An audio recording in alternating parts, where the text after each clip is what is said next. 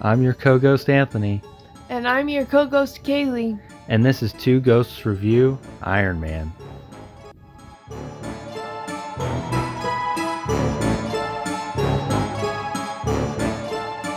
Alright, welcome back. Today we're starting our MCU reviews, starting with Iron Man. We're going to be doing it in phases, so I guess it's kind of by release. So the first release is Iron Man. And what a release it was. What a release it was. It started everything. Way back in 2008. Way back in 2008. All right, well, let's jump on in with the one of the best openings of all of them, I think. I don't know. What do you think? What's a comparable or something that could go up against the opening of Iron Man? Oh gosh, I'll have to sit here and think about it. I can't out of the MCU movies. Yeah, well, yeah, I've got to think about it. I don't know. You know, Captain America, it feels really Indiana Jonesy when it opens. I'm trying to think of, all the the one-offs, how they start. Yeah, Iron Man 2 was I like Iron cool. Man 2. Well, see the trend is it's almost, well, I guess it is like a flash back or forward. Yeah. Iron Man 2 is good.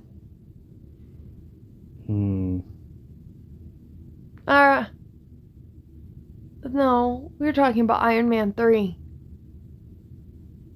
Iron Man 2 just opens with the newsreel. Oh, Iron Man 2 picks right up yeah. after the events of Iron Man 1. Yeah. You're talking about Iron Man 3. Yeah, Iron Man 2 was just Ivan screaming and you're talking about New Year's Eve 1999. Yeah, that's a good one, but it's not quite the same. Nothing compares exactly fairly to Iron Man. No, yeah, this opening is I mean, obviously the music choice, it's iconic. It makes the intro iconic. Yeah, but, doing the AC/DC, it's such a good fit. It is for the character and just how they dressed him and just Robert Downey Jr. as Iron Man, it just fits that. I feel like they more played into it later on. I can't remember during Iron Man, this first Iron Man, did he have those shirts on? Yeah. During this one? Okay. I don't know. Well, he had band shirts on and stuff in it, yeah. Yeah. But yeah, no, this intro, I mean, it's kind of the whole movie. This is gonna be my thing about this movie throughout is just the how do I describe it? It's more based in reality than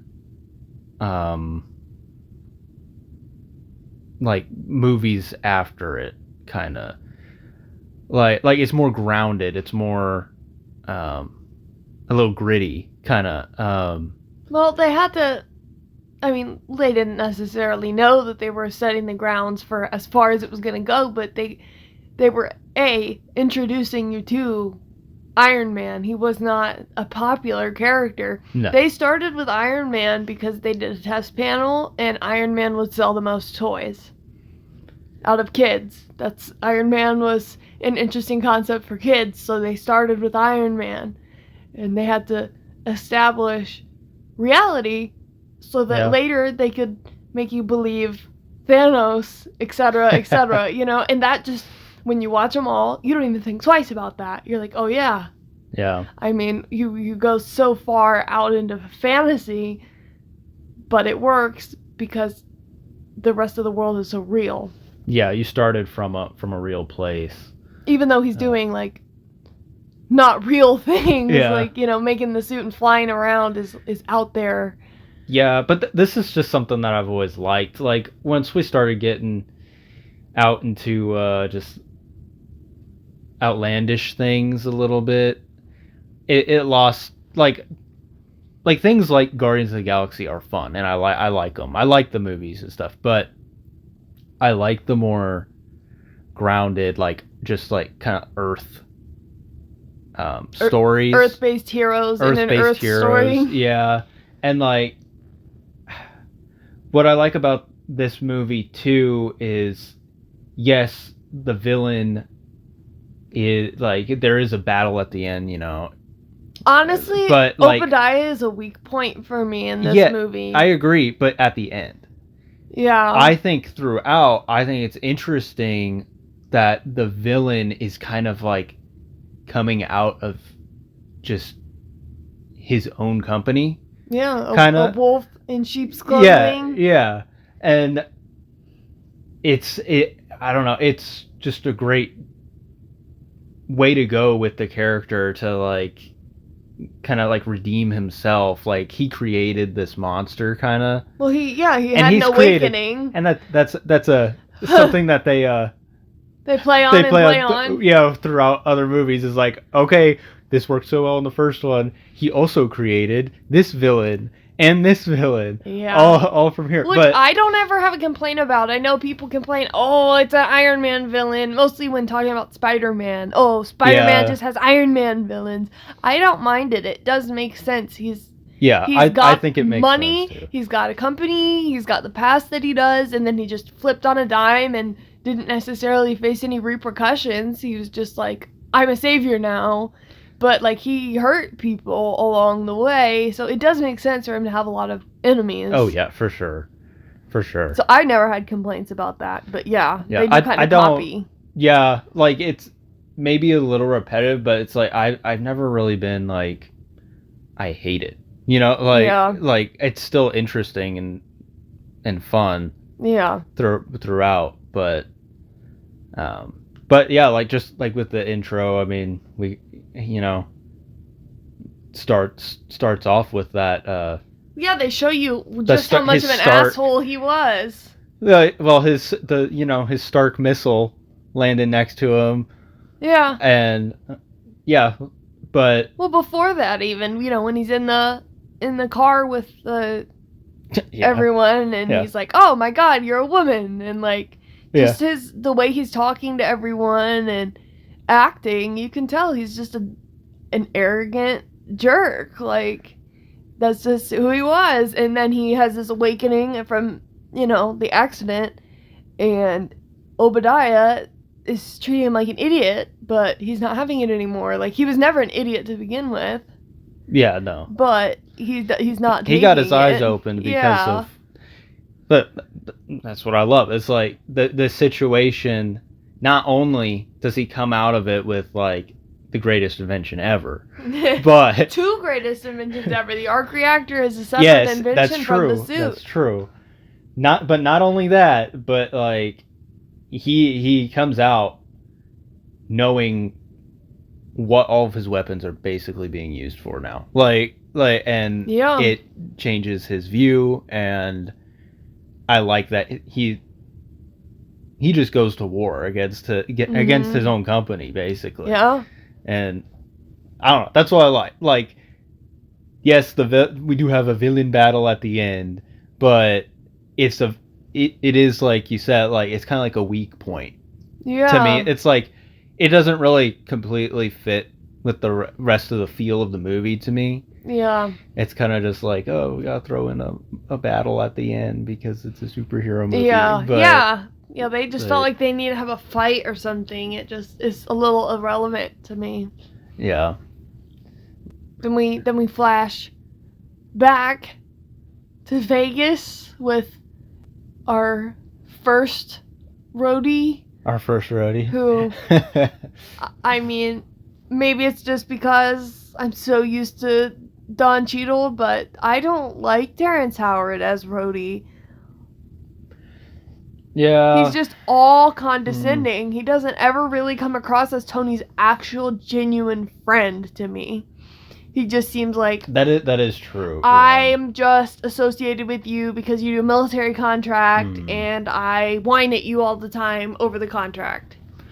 Yeah, now that you say that, yeah, I agree. Like not really feeling the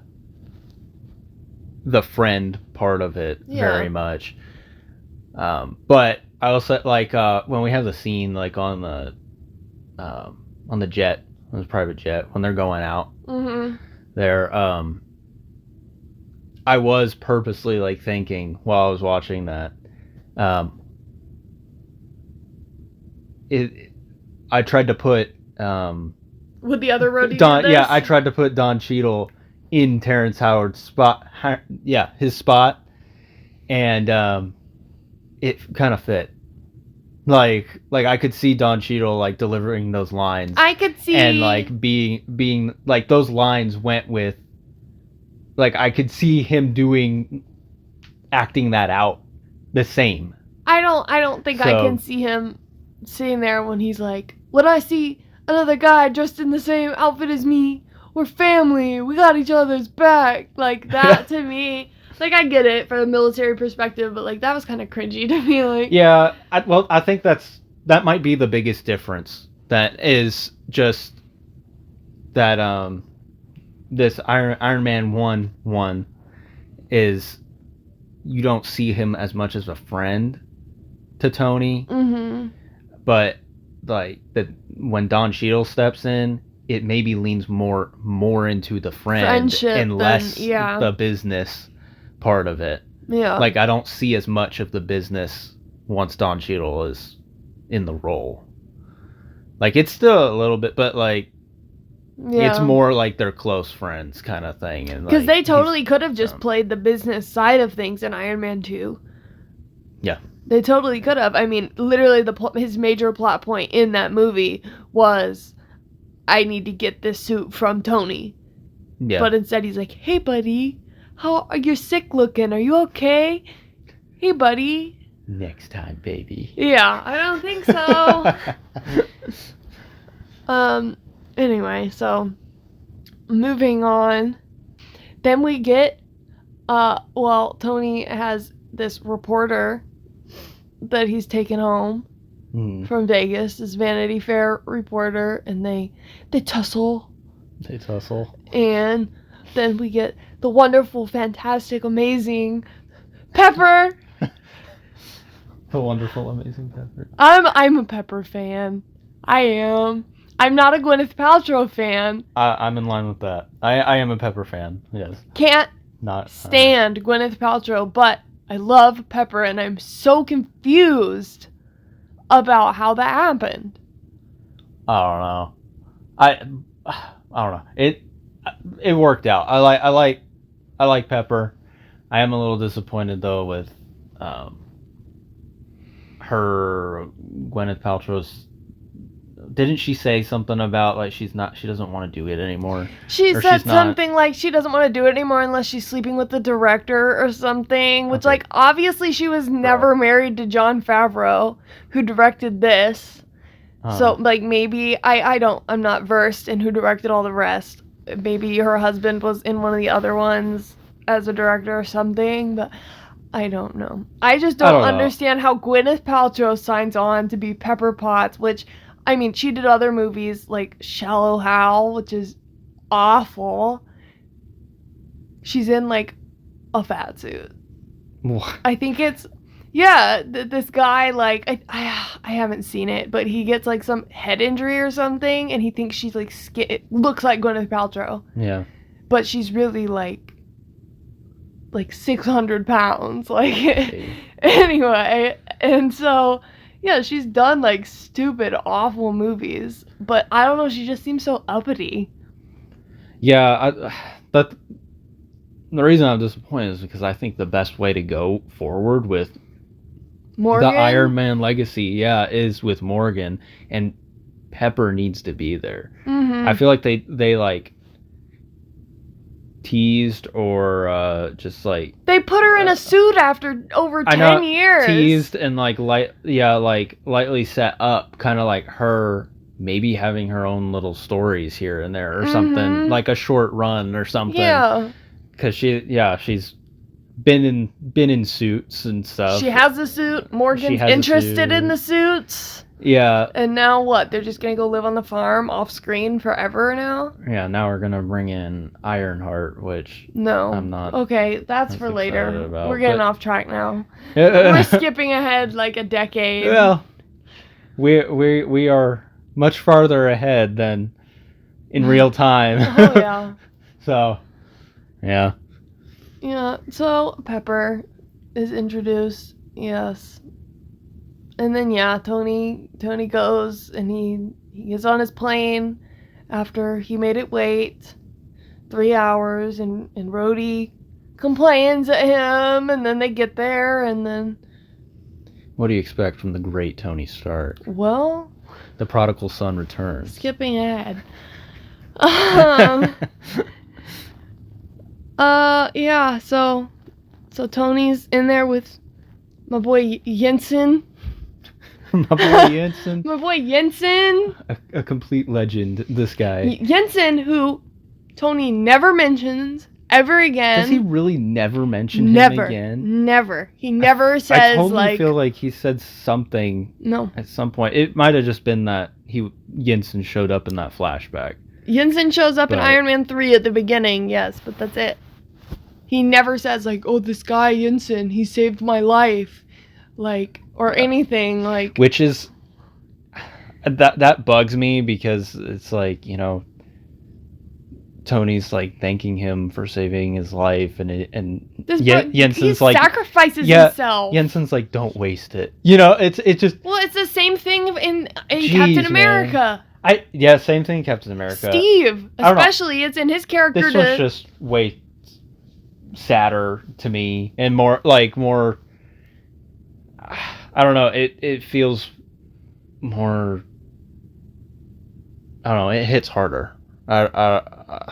Interesting, because I would say the Captain America. I would say that hits harder for me. Huh. Interesting. The reason why this one hits harder to me, we get to kind of learn that his family's dead. We don't know that. Well, he acts like they're not. Yeah, he acts like they're not. But I feel like we get to get a little personal with him during this time, and it's really sad that he's like, I'm gonna go see them now, kind of thing. Yeah. It's like that, and that he was helping Tony, but always like, I'm not gonna make it out of this. Well, I was always curious as to how he even got captured. He was just there. He didn't ever say. I mean, that's just me wanting to know too much. But no, I agree. I wanted to know too. Because it's just him, and he has some skills to help Tony build and stuff, but he's also there to translate. They could have gotten anyone to translate. Now I'm trying to think. Well, he was at Tony's thing in Iron Man 3. Was he there? I can't. So he must have been able to do things. But yeah, he must have had some knowledge. Some technical knowledge. They kept him. But... So, yeah, I don't know. That's just really... That's a sad one to me, and it's kind of odd that Tony doesn't ever bring it up again, because I don't know. To me, that was the more difficult one. But I completely love the Mark 1 suit. Well, before the Mark 1, they tell Tony he's gonna build him the Jericho. Yeah. And immediately he says, I refuse. Yeah. I always thought that was so funny. He's like, no, I don't negotiate with terrorists. And then it was he gets waterboarded and all kinds of stuff. And it's just funny to me. My favorite part about that with the translating is the other guy saying, we'll do all this and then we'll let you go. And he's like, no, he won't. And Jensen's like, no, he won't. Yeah. And they're shaking his hand. I don't know. That was the good part for me. It's kind of funny but serious. It's but no, I do love this Mark 1 suit. I love the building of the Mark. Like, this is probably my favorite like montage of Tony building a suit that I can think of Really? right now. Yeah. It's not mine. What's yours? Just Building a suit? building a suit. Yes. Well, I mean, my favorite is Iron Man 3. When they're all the pieces are like flying onto him. It's at the beginning. Okay, yeah. But that's just the suit coming together. That's not necessarily it getting built. I guess he's testing it out, though. He was still kind of like building it, though. Yeah, I mean, he was testing how it was going to come together, like how he could like summon it. Yeah, yeah. So, Yeah. I mean, I guess you could count it as like a building Yeah, he was like scene. injecting himself with stuff, and Jarvis was like, please let me test that some more. And he's like, no. Yeah, no, I mean, yeah, I'd still put this Mark 1 as my favorite. My all-time favorite suit up is Infinity War, when he has the nano suit. He's that is taking pretty his glasses good. off, That's walking pretty good. forward. That's awesome. I also like the rings. I do like the rings. The rings. On the Avengers Tower. Okay, yeah. And one that I always forget about that I think is cool, when he's leaving the raft prison in Civil War, he sticks his like finger in a little thing, yeah. and the suit like goes onto him. It's like in a helicopter or something. Yeah, the worst one is the stupid suitcase. Yeah. In Iron Man 2. That just feels like that gives me the vibe of like an iPhone 3. It does. It has like a chain on it. I hate it. It's like it's new tech, and it's a necessary step to the next thing, but it's not that cool. It's like an inconvenient stepping stone to the next thing. See, to you said it feels like an iPhone 3. To me, it feels like a BlackBerry, like flip phone. Like, not the regular BlackBerry that like everybody really liked, but like also the BlackBerry did become super irrelevant kind of fast. Yeah. So it's like the BlackBerry or something. It evolved into way smarter, awesome smartphones. But you had to have that step. Yeah. Anyway, so. But anyway, yeah, this first step.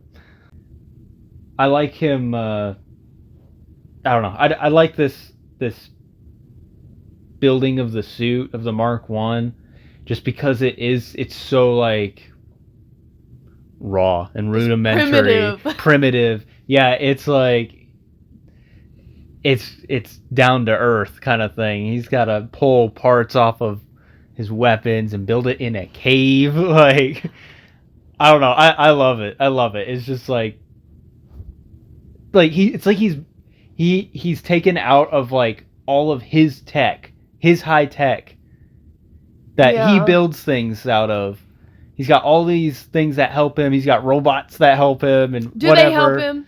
I mean, they're not the best help, but you know, he's got like all this high-end tech that helps him. He's got Jarvis, he's got holograms, whatever. Mm-hmm. But this one, he's just like it's back to basics, but I mean, we're starting with basics, so it's not really back to, but that, you know what I mean. I didn't really appreciate this scene until after Endgame. It did, and now I'm like, oh, like it went so far, and then they ended Endgame, you know, with that sound. It just oh yeah, the hammer. Now yeah. it feels more to me.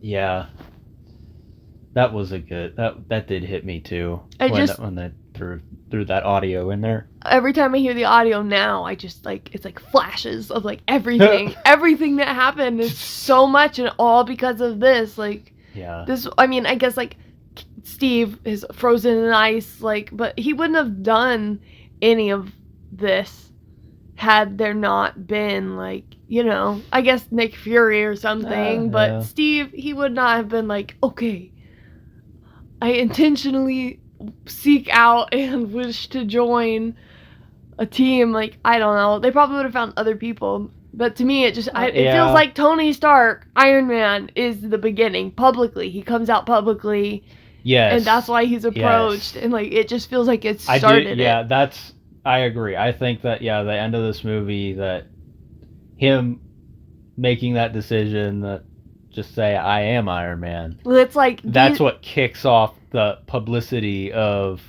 like, the publicness of superheroes. I like that, though. Like, DC, it seems like everyone's a secret identity. It's an identity. Yeah, it's a secret identity. And Marvel, like, it seems like everyone's just out there. Everyone knows. Yeah, everyone knows who the superhero is. I'm trying to think now. Like, do any of them have, like, some secret identities? Mysterio? Well, like, superheroes. Like, I don't think any of He's trying to be a superhero. The Avengers, I think they're all... identities are all known. I mean, maybe Natasha starts off kind of secret, and, like, but, Clint... like, people know. Clint has hidden people. Like, maybe not everything is fully public. Like, his family was... kept secret off the books. Yeah, but I'm just talking straight, like, the person that is the superhero having a superhero, like, another identity or whatever. But the only one that comes to mind that's, like, I mean, and he's not even, I mean, he isn't Vulture? No, like, superheroes, like the good guys. But the only one I can think of, like, off the top of my head is Daredevil. But he's... like, just... Isn't he an anti-hero? Kind of? A vigilante type? I'd call Punisher an anti-hero. I think Daredevil's a vigilante, though. He's a vigilante. Yeah. He's a vigilante, but I wouldn't call him an anti-hero, because he does, like, try to save lives and stuff. Punisher was, like, killing people and stuff. But back to Iron Man. Yeah. So he builds the Mark 1 and escapes, and Jensen dies, and what is the guy's name? Do you know the guy's name? That is, like, the head of the 10 rings in this? I don't know that they ever say. Maybe it's a subtitle. Yeah. And no, I haven't ever caught it. Yeah. Okay, because... yeah. The bald guy? The bald guy that gets burned. Yeah, he's still alive, as far as we know. Because the last thing we see of him is Obadiah Stane, using the paralysis thing on him. And then that's it. I'm gonna butcher this. Oh, you got it? We'll just go ahead and say that his name is Raza. If there's more. Raza Hamandi Al-Wazner, if I'm pronouncing that right. And it says, when Stark escapes, Raza and his soldiers are betrayed and murdered by Stane. Yeah. So Obadiah kills him. He's not alive. That's what Google says. Not if you Google it. On screen, I don't think. Because they definitely killed everybody outside, but Obadiah Stane, I think he told them to clean house. And then, I mean, that guy just couldn't move, and he was in the tent. So, I mean, they obviously killed everyone. It's weird, outside. though, because of the dialogue, or, like, the lines that he had, because he was like, don't worry, it's only gonna last 15 minutes or something, like, and then they don't show him getting killed, and he just walks out. But whatever, we don't see him again. But Tony lights up all of his weapons, sets them all on fire, and there's a huge explosion, and this suit has flight, which is incredible. Yeah, because it's like 1,000,000 pounds. Yeah. But also, that fall. Oh, in solid weight like that? That fall, my goodness. I mean, Rhodey fell. That's what I was going to say. Rhodey, like, broke his back and... Rhodey's flying dead stick, you know. I'm flying dead stick, Tony. got paralyzed, and he got lucky. And Tony's wearing like a ratty shirt and a jacket Yeah. with a towel around his neck. With basically, I mean, this isn't like cohesive metal pieces. This is He's like in like makeshift. This is like shards of metal on welded him. together. He's fine. It literally breaks apart. Yeah, it breaks into pieces. It's because he landed on the sand, not None of these pieces go into him, by the way. Well, he had enough pieces of metal go into him. Okay, so he had his fill. Yeah, he had enough. Rhodey, it was his time. Oh. And so then, like, right after that, Rhodey shows up. How was the To help. fun bee? Yeah. He's like, oh, I saw that. I can't wait to do that later. How did they find him so fast?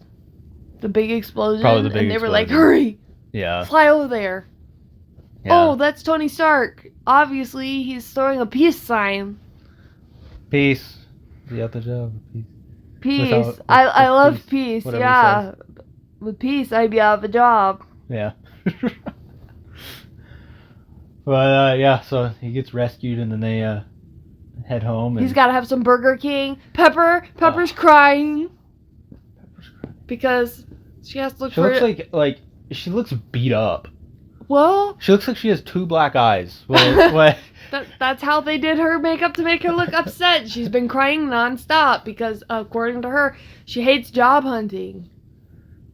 All right. It definitely took a toll on her. Well, And then, Burger King? gotta have Burger Really? King, which we know why it was Burger King. Yeah, because of Robert Downey Jr. Robert Downey Jr. hit his rock bottom eating a Whopper, and he was like, no, I have to make a change.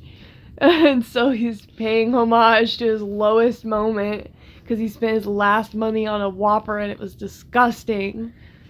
Now that should tell you how terrible Burger King is. It's literally... It is the bottom of the barrel. It's enough to make you turn your life around. Yeah. You eat that and you're like, I never want to eat this again. I I gotta gotta be Iron Man. I gotta be able to at least get a Wendy's burger or something. I can't handle this Burger King. It snapped him out of a drug-induced haze. That's how potent This it is is. disgusting. I agree, Mr. Downey Jr. Okay, so he does his press conference where everyone has to sit on the floor. I like that. It's casual. Makes it more casual. And then he says, yeah, we're not making weapons anymore. And Obadiah's like, oh, buddy, no, we gotta go. Which, yeah, it is a really harsh turnaround, though. Like I can see people freaking out, like why people were freaking out. Well, he's the number one contractor for the military. Yeah, and why Pepper is also like freaking out a little bit. Maybe too. I can understand in that moment right there. Yeah, because it's such a harsh Yeah. turn. Like he just got out of a stressful situation and he's making these decisions. He's refused medical assistance. Yeah, it's like it's very. They did a good job of making it like it's possible that he doesn't know what he's doing right now, but then like it's very calculated. Like he's fine. Like I never perceived it that he didn't know what was going on. no, it's to the other characters though. Like how the other characters can like they didn't see what he saw. They didn't go through what he went through, and so from their point of view, I mean that's just wild. But so Pepper, I mean, is that jumping too far ahead? Because Pepper was about to quit. That's too far ahead, is it? Quit? She wasn't gonna quit. Yeah, she was gonna quit. She was gonna quit when she came back and saw that he had bullet holes in his suit. Yeah. That's way too later, far ahead. yeah. Which to me, I was gonna complain about that. I'll complain about it when we get to it. That's wild. Yeah, so what? The Obadiah segues over as fast as he can to Tony, and it casually That's is pretty cool, huh? prompting, "Can I see your arc reactor?" without saying, "Can I see your arc reactor?" And then buttons Tony's shirt for him after he sees it. Ooh. Which is icky. He's just an icky guy. He is. Laying in his bed. Yeah. Video chatting. Laying in his bed, video chatting, shirtless with Tony. And then Tony even said something about it. He says, "Or why aren't you wearing those pajamas I got you?" Yeah. Oh, yeah. He's an icky guy. No, that arc reactor. I love one of my top 5 favorite scenes with Pepper is this scene where she has to help Tony put his new arc reactor in. It is pretty great. That Iron Man 3 or no. Oh, now I'm going to sound like an idiot. It's Iron Man 2 with the suit, the suitcase suit in the back of the car when they're on the racetrack and she's like screaming. Yeah, that's good too. I like this one a lot too. Just I like how Tony basically like just starts the process without telling her what's going on. She has no idea what's going on. Yeah, and just like okay. He like pulls the thing out without telling her anything first. He waits until she's yanked it out to say, "Don't yank that out." Yeah, like before she puts her hand in, I'd say, "Okay, so you're gonna pull this out, but don't hit the sides and don't take it all the way out." Yeah. It's like, what was she gathering the string for? I have no idea what. And then it doesn't even matter. Because he puts the other arc reactor in without it. It's just funny because she pulls it out and he's like, "I'm going into cardiac arrest," and then she spends like 30 seconds telling him he's gonna be okay. Like, and they're not stopping this. That sounds about right. I don't know. She's like, "I'm not qualified to be doing this. Please stop. I don't want to do this." Yeah, but like, yeah, that's okay. So, because he takes it out first. Pulls that thing out, puts it off to the side.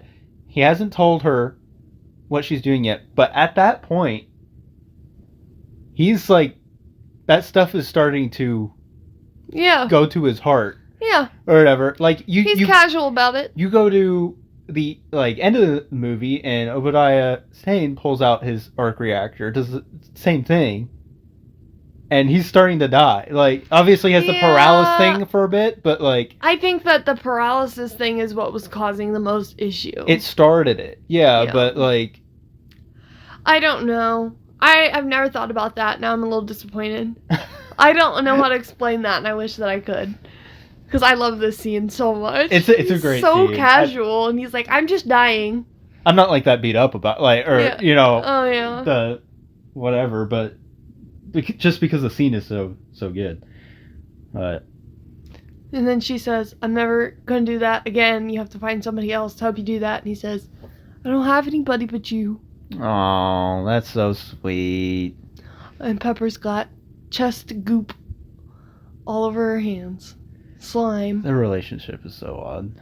I love it. It's so weird. I love it. Because it just makes so much sense. I get it. Like, I get them getting together, but, like, I don't know. It's just... It's one of my favorites. It's odd. It's an odd one. It's one of my favorites. Yeah. So, at this point, Tony is, like, he knows what he's doing. Yeah. Like, he's going to build this suit, a new suit, and he tries to...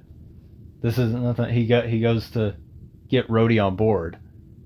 Yeah. He goes to the hangar. And Rhodey's like, "No." Yeah. Like. Because he's not being his friend. He says, "Don't tell me." Exactly. Yeah. "I don't care. I don't want to know. Just tell me when it's done. I can't know about it. If it's not business, I don't care." Okay, buddy. I bet you're gonna want one of these.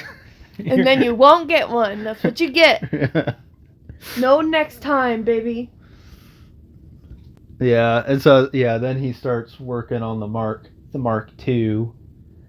Yeah, we have some good scenes in that with what percent is that? Something real low, What percent? like 5% thrust power or something. And, 1. Well, he starts off. He does 5. Yeah, and then he it's takes 5. it down to 1, and then he goes up to 2.5. Boom! Slam into the wall. Yeah. Whack! Which, like, what does he have on there? Dang. Like, rocket. Yeah. 5%? 5%. Because that seems like. I mean, you see it, like, once he's out flying around, that's got to have a lot of power to go straight up. And how does he not, like, the G-force of this, like, when he's going up against those jets later on, like, when the military's after him, and they don't know that it's him, he flies in front of these jets that are going after him, he goes missiles. He goes Mach 1. And then he deploys, like, flaps and, like, flies, like, back. Well, he doesn't fly back, but lets the wind catch him and, like, fling him back. That's insane, though. Yeah. Like, how does he not black out? Yeah, I don't know. And Rhodey is It's a superhero movie. Rhodey is blacking out, flying dead stick. He's unconscious when he hits the ground, but Tony's like, let me just deploy these flaps and my neck won't break. And not all of this is scientifically accurate. Absolutely not. But it looks awesome. It does. So it doesn't matter. So, but yeah, he builds the Mark II and what? The gold alloy.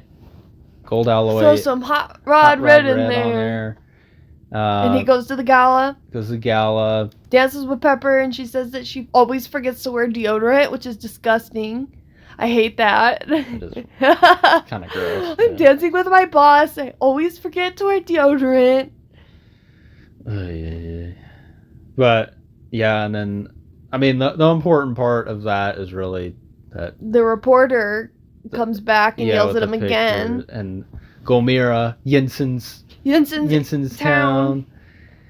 But this is where he learns that Obadiah is Obadiah's the one who filed the injunction against him. Let's take a picture because I want to tell you something. Picture time. I hate him. I hate him so much. Yeah, and he's like, who do you think tried to kick you out of the company, Tony? It was me. Brother. I've been trying to steal the company forever. Yeah, so then Tony goes to Gomira.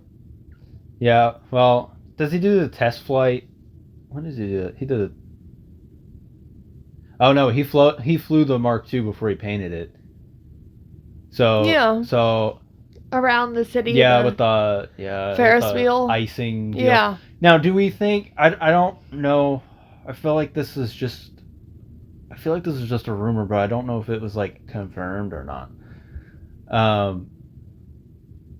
For some reason, I thought I saw somewhere that it was Peter Parker in the Ferris wheel. I don't know, because all that I've heard and that has actually now been confirmed is that it's him in Iron Man 2. With the mask. Yeah. He puts his hand up and Tony comes in and actually fires the repulsor and says like, "Oh, good job, kid." I don't know.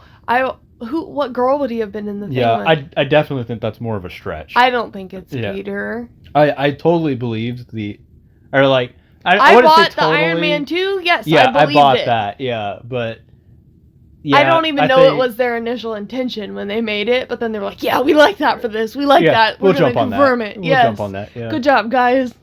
Yeah. You figured it out. I don't know how he would, like, what situation he would be over there or what. But yeah, I don't know how he would, like, why Peter Parker would even be over there. I'm gonna go ahead and say no. That's not Peter. He was in that with a little girl. Yeah, who knows who that would be, though, you know? They both had ice cream. Yeah. I would presume that they are siblings or something that got ice cream together. It was like randomly Peter, and then suddenly another girl had ice cream too, and they just shoved her in there. Yeah, that one's going into the... Put in the trash. We'll never know. But yeah, so we go back over to him flying out to Gomira, which The suit's gotta be fast to get out there. He flew Yeah. the suit all the way out. Yeah. Jeez. Well, that's probably. Well, I don't know. Okay, but then later in the movie, in the final battle type situation, Jarvis is like, "Oh, this arc reactor was never built for sustained flight. He flew across the ocean." No, that was the new arc reactor, wasn't it? Because he had to put in on the original one.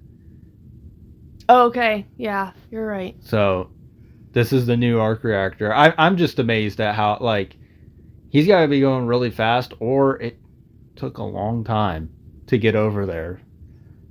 I would say, like, it probably took a while, but also he was going super fast. Yeah. But also, I mean, we think of Iron Man 3. His suit autopiloted over, from California to Tennessee? Was that? Yeah. Which, I can't remember. I thought it said, like, a duration, like, the flight plan. It like, does. has I a unfortunately certain amount don't of remember. hours or something, which is, if it's a couple hours from California to Tennessee, then That's fast. California to Gomera. Oh, it's a long flight. But I'm just curious. you're curious. You're Yeah. looking it up. Okay, well, this says the comic says he flies at supersonic speed in his Mark III suit, which would be at least 768 miles an hour. Rounding up, that's looking like a 10-hour flight. I don't know that I believe that because he passed out when he was flying to Tennessee. Yeah. He wasn't passed out for 10 hours. I think this is just one of those things that's not accurate, but because that is a long flight.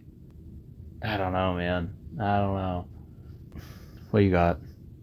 So this is doing the suit to Miami, from Tennessee to Miami. How fast it got to him.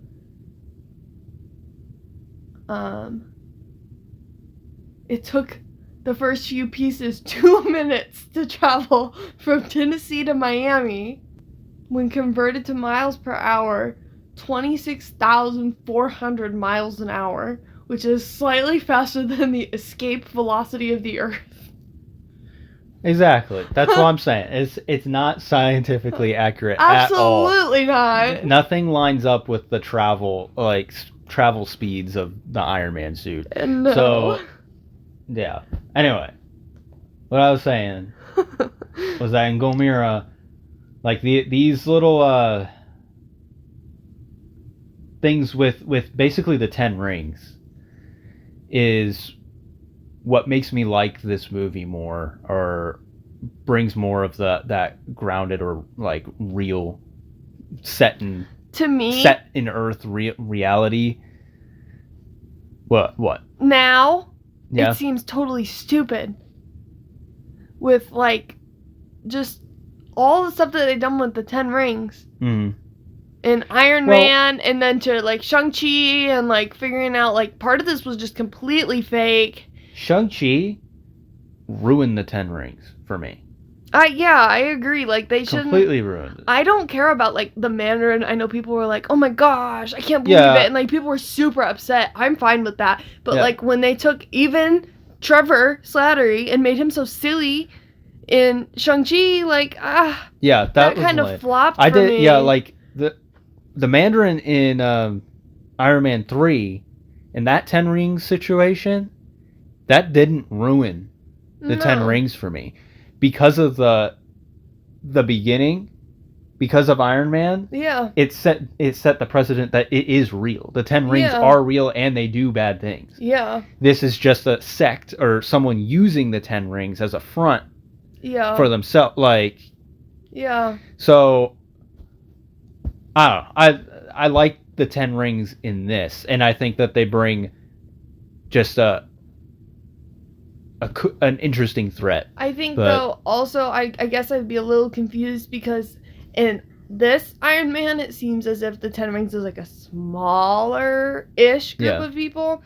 And then it comes across to me in Iron Man 3 that they're like Al-Qaeda level bad. Like capable of like a 9/11 type event, whereas this other one in the first Iron Man, they seem like rudimentary, you know? They're just like, Well, we gotta that's what I smuggle got weapons from it. I like, just as Iron Man, this is the beginning of Iron Man. I felt like this is the beginning of the Ten Rings, But and can they escalate that fast? They were building an arsenal, but Tony took them out, kind of thing. Yeah. So, I think they could have gotten to that point. I think they could have gotten to that point even without Tony's weapons after a certain amount of time. But, and like having a story way into the future, like when Shang-Chi is set, like that would have given them enough time to become like a really big threat. They probably didn't even need that much time to get to that. And I get also in Iron Man 3, they're not really that big of a threat. You know, it's the front, and we learned that it is, so they're not actually like that many people like capable of all of that, but like they come across that way. Yeah. So I don't know. Yeah. Anyway, in this one I like it, and I like the I don't know, like this situation with the Mark II suit and Tony kind of saving everybody in Gulmira, it kind of felt scary. Like they did them good. Like it felt like real, and like they were pulling families apart, lining people up. Yeah. Like the men to kill them. Yeah.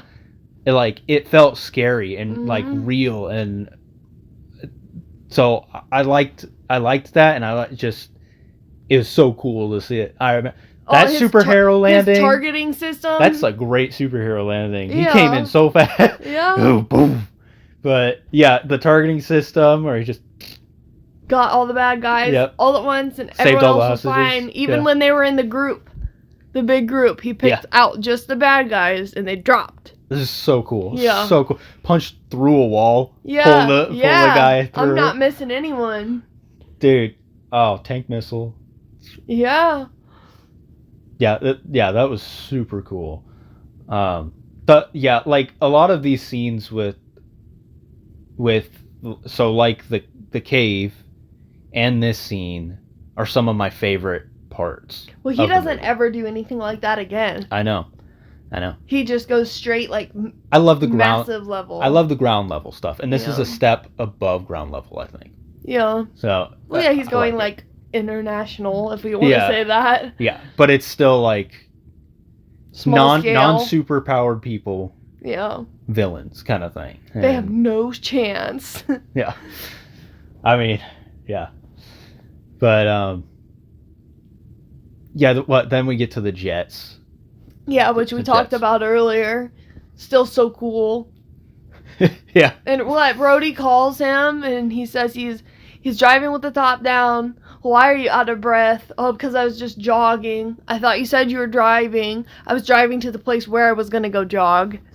He's so out of... You should have said you were already jogging. He's so out of order. Now I'm driving. He's so good at, like, rambling.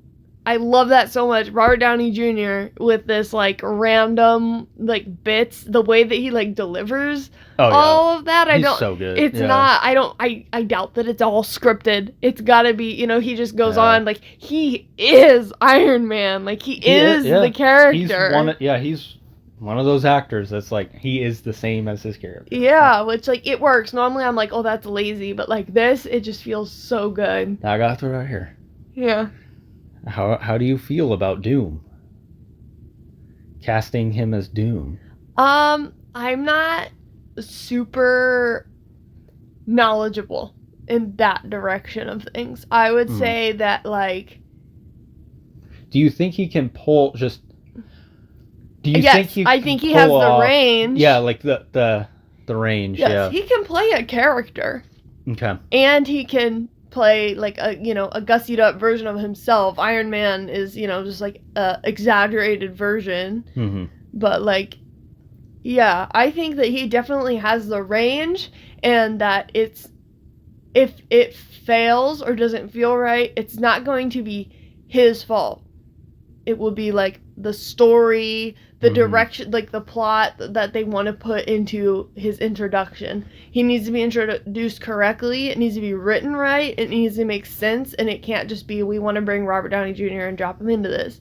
Yeah. Like, he needs to be dressed right. They need to do him upright, like his makeup stuff. Like, he needs to be a completely different character. He needs to look different. Appearance wise, yeah. they need to dress him differently. Like and facial hair wise, he Yeah, like- needs to be different. Yeah. get rid of the goatee. He's a different character. I understand, if you're wanting, maybe, I don't know if they would want to like try and pull our heartstrings, like, oh, it is Tony, because there is those variants that, like, instead of becoming Iron Man, he goes to Doom. I really wouldn't want them to rely on that too heavily.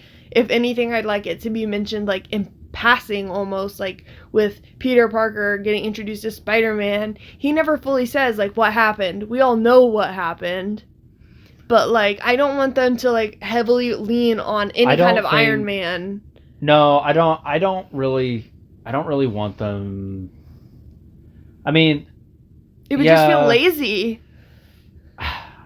There's other versions of Doom. I think you could go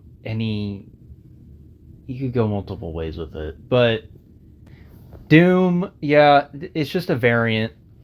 I think they just need to be so careful with these variants. I'm the most frustrated with the variant stuff more than the multiverse stuff, because you've got variants of characters like Wanda Maximoff, Stephen Strange. They're the same person. And then you have Peter Parker, who's I think different. they've done a better Loki. job, though, like recently, balancing it all out. Because at first it was kind of confusing because of like some of the actors being the same as their variants. And it's mainly just because the project that they were in, everyone was the same. Yeah. And that was weird for like a whole project. And then the next project, they're different. Yeah. So it was weird like that, but lately, especially with like Deadpool and Wolverine, I think it fleshed it out a little bit more, or like made it so like there's more. They didn't really do too much variant wise with that. But like you've got like Johnny Storm. They just and Captain pulled him America from another universe. Yeah, but it's a variant. Yeah. It's like, is it a variant though? Is that qualified as a variant? I think it's a variant of the same character, but names can change. That's what I think it is. I don't like that. Like the name somewhere down the line, like a family name somewhere down the line, can take a turn. I don't like that. So it's somehow the same thing. Maybe they have. I feel like they gotta have the same parents. Like the same parents to have the same looking child. I would disagree with you here. They can't be the same person at all. That's a completely different character. So instead of there being a Captain America in that universe, there's only Johnny Storm. I think there's Rogers. I think there would be a Captain America. I think it, but we have different. He's Johnny Storm. He's variants. Not Steve Rogers. It's two different people. I know, but you gotta separate the person and the superhero.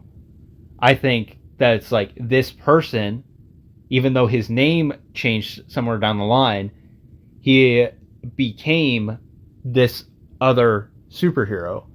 But someone other one could possibly be like, they could be Captain America. They could possibly have the Steve Rogers name, but they could also have a different name. It could be a different Captain America with a different name. So no, it's the multiverse. It's like there's a lot of things that can happen that lead to different things. So that feels icky. Well, that's how I look at it, and it makes sense to me that way. Well, but I'm happy for you. This has nothing to do with Iron Man anymore. It doesn't. But, we've seen this movie so many times, so I guess, we do get more out of branching it towards different things and, like, expanding on, how it's connected to other things, because, there's everything that can be said about this movie has probably been said. Oh, yeah. It came out in 2008. It's 2024. You know? So, I mean, it works. We are on... Well, we were talking about the Jets. Yeah. Which, after the Jets here... Pepper, well, we're missing some stuff here, but, yeah, Tony knows he can't trust him anymore. Mm-hmm. And so, so ashamed, I just said I've seen it a million zillion times, which I have. How does Pepper end up getting sent to go get the stuff off his computer?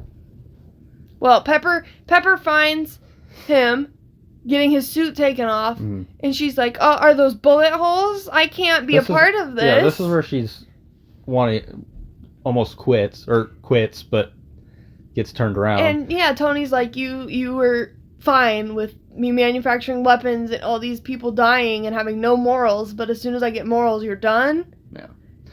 Yeah. Well, okay, so the reason why she gets sent there is to get basically the paperwork that basically the bill of sale, I think, for these weapons to like 10 Rings or other people that they shouldn't be sold to, so Tony can go out and take care of them. Okay, but like Tony can't access that at home. It's his own company. Jarvis asks if he wants to store his Iron Man suit plans on the server for Stark Industries or personal. I don't know. It makes for a good scene. Pepper has to, finesse. I mean, you have a point there. I don't know. That might have just been to get Pepper into that situation. But it's a tense scene with Obadiah coming in and, oh, is that today's paper? And, yeah. He knows she's up to something. Yeah. It's very, and then Coulson. I love that. We're having a meeting right now. Yeah. Come with me. We're going right now. We're going to go have our meeting right now. Buddy's up there on the balcony looking down. Yeah. Like, oh. And Coulson, he's smart. Obviously, he's not just there to get a statement. So he's capable. So he's like, reads it. He knows what's going on, kind of. I mean. Kind of. He knows there must be a situation. Yeah, and then. Yeah. A lot of things happen quickly here, though, to get to the end. Well, yeah, that is a complaint. If I have to make one, which I don't really want to, but the back pieces kind of feel really fast. Yeah. Because at this point, like, Pepper's going straight over to the facility, and Obadiah is going straight to Tony to get his arc reactor. To go to the facility and put it in the suit. Yeah.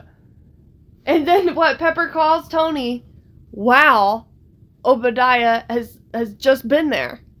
Yeah. Like, right when he does get there, because she's on the phone. Obadiah's insane! And then he does that little thing that makes him lock up his muscles. Yeah, the paralysis, whatever it is. Like, literally, she's on the phone with him while Obadiah walks in. Yeah. And then Dummy saves his life because Pepper is sentimental and saves his arc reactor, his first one. Not so dumb after all. Not so dumb after all. Well, he immediately starts verbally abusing him the next time we see him, so he's not too grateful. Yeah. Well, he did anger him many times. So, Tony puts his new reactor in. His old reactor. New, old. Which, okay, so now he's flying out to the arc reactor facility, whatever. While he's flying, Jarvis, like, tells him that the suit is already at, like, 40-something%, I think. Like, under half. And Tony's like, okay. Just flying there. Yeah. So, yeah. I did like that it, like, gave him, like, a real... It felt like he was... Like he just had the big advantage going against the 10 Rings in Gomera. Yeah. But then we flip it back, and it's like he's going up, like, ill prepared now. Yeah. Which, as he's on his way there, and Pepper and crew, because she's told Coulson, kind of what's going on. Yeah. And now they've got some agents with them, and Tony's like, oh, that's not going to be enough. But anyway, they get there, and she can't get in with her key card. Yeah. This is another favorite moment. She's like, I can't get in. You like this? And Coulson, he's like, okay, stand back. And he puts the little bomb or whatever you want to call it on the door, and she's like, oh, what is that? A little device that's gonna pick the lock or something? And then it blows up. And she's like, oh! It's so funny to me. What makes me cringe here is Phil Coulson is like, we're gonna or you need to stand back, right? Yeah. And then he stands all of them Stand close. they stand they cross their arms kind of, or put their hands together and look down and yeah. they're just so cool. I guess I'm never watching them. I'm looking. You're watching Pepper freak out. It's so funny. She just thinks it's gonna be this super sleek spy thing or something. And that's what Coulson is acting like. Yeah. But it's kind of cringy when you watch it. Just watch him. So we basically have this fight now. Fight in the street between the Ironmonger and Iron Man. The poor minivan. How did you stop the icing problem? What icing problem? Which doesn't take him out, by the way. Yeah. So I'm assuming that he regained power before he hit Earth. Yeah, well, you see, here's the thing, though. He isn't smart. I don't know really what he has going for him. He's just a businessman. He had a team build that suit. Yeah, so he just stole the stuff. He barely probably even knows how it works, honestly. Yeah. And it's just all stolen stuff. Tony has an advantage. He built both of the suits. Yeah. It was so quick, too. He had no time to learn how to use anything. He literally put it on for the first time and was like, okay. Yeah. Which is...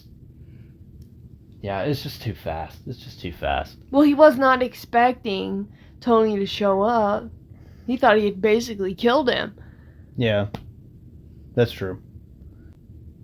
What? Yeah, so...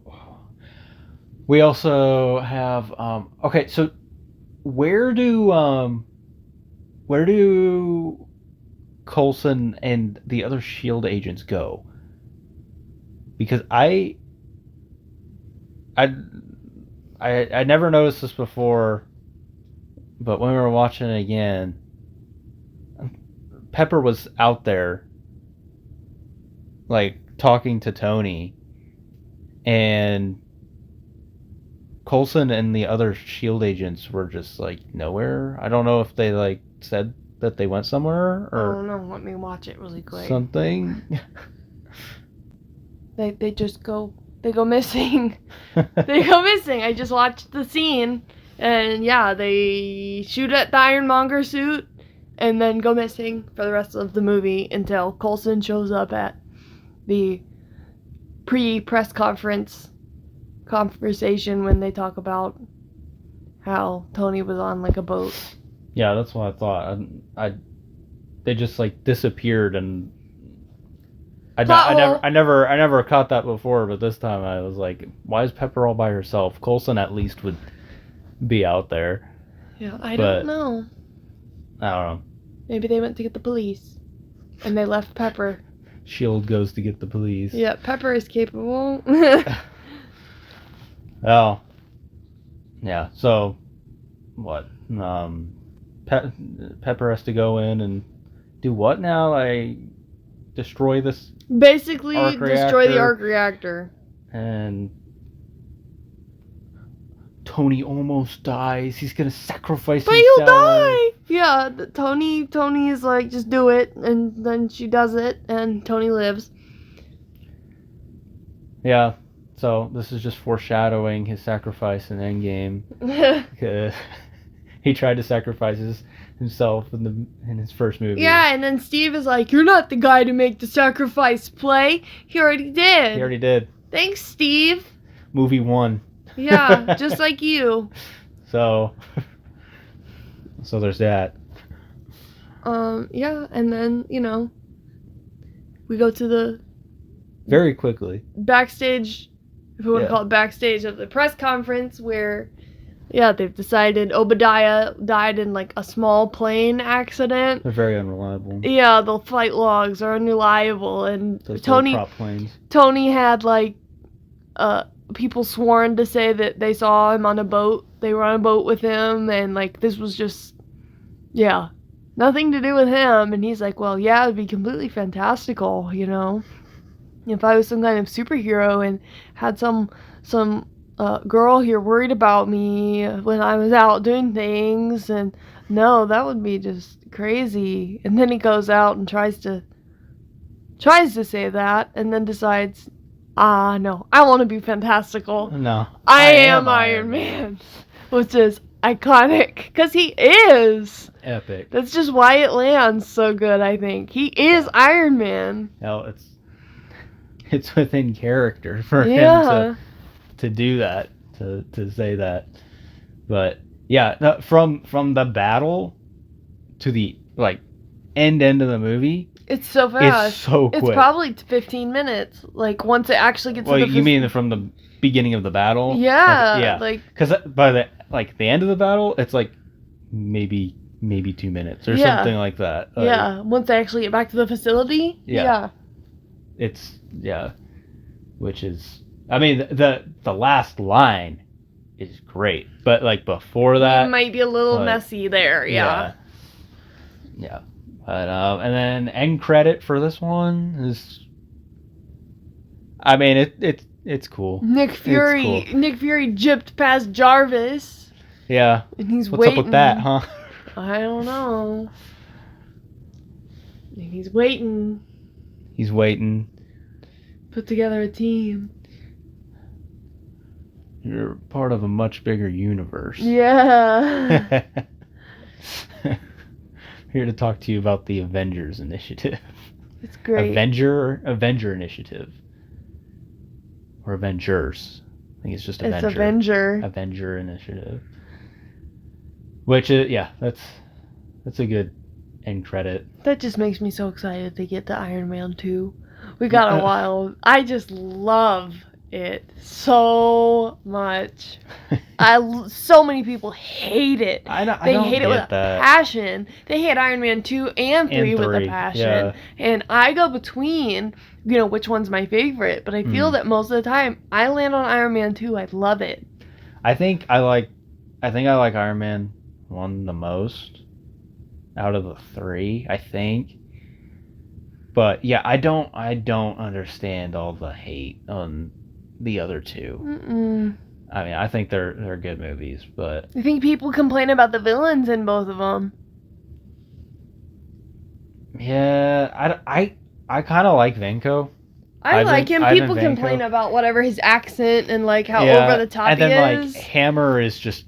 I love Justin great. Hammer. He's Hammer's awful. Great. He's terrible. He is terrible. He's so awful, but I love him. It's great though.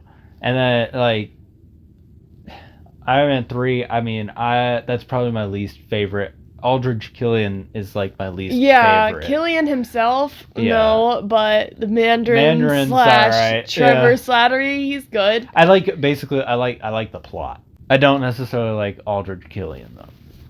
Yeah, I like him maybe in the beginning when he's trying to not woo Pepper, but when he's laying his plan out but not acting on it yet. Yeah. But once he's I'm the Mandarin, then I'm no, you're just an ugly guy on a roof. Yeah. But we're getting ahead of ourselves. Yeah, we're getting ahead of ourselves. We'll get to these. We're just so excited. Eventually. We just love these movies so much. There's so much to talk about. It's amazing. It's amazing. It is. I'm very passionate. I love them.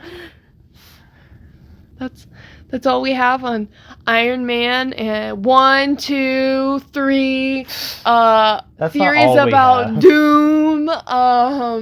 Our research into how fast the Iron Man suit can fly. My favorite Pepper moments, etc., etc.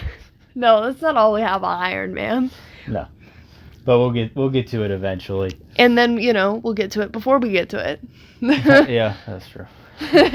We know that now. Can't help it. But yes, that is everything on Iron Man 1. Iron Man 2008. Iron Man 2008. So this concludes episode 3. Next time you'll be seeing us for... We don't know yet. Well, something might come up, but... We'll see it. We'll see what comes up in the next 2 weeks, and we'll definitely have something for episode 4, though. Well, yes. Episode 4 will be out in 2 weeks, and it's a surprise. Even to us. Yeah. All right. We'll see everybody next time.